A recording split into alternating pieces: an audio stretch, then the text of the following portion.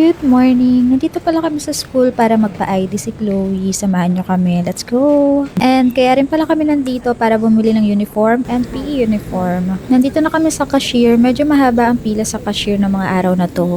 Medyo mabagal din yung proseso kaya medyo natagalan din kami. Binilhan na rin pala namin si Nonay ng PE uniform kasi mali yung nabiling size ng daddy niya. At eto si Chloe, hindi ko nga alam kung papayagan yan picturean para sa ID. Kasi baka kailanganin niya magpagupit. Sayang naman yung buhok niya. Korean pa naman yung buhok niya. Ang dami nga bumabati dito ng buhok niya kasi para daw K-drama. Ka-perm kasi yung buhok niya kaya nakakahinayang kung papagupitan. Ako, naiinis na naman ako. Lakas pa naman ang appeal niya pag long hair siya. Ano ba naman kasing kinalaman ng buhok? Hindi ka ba makakabasa kapag mahaba yung buhok? Charot.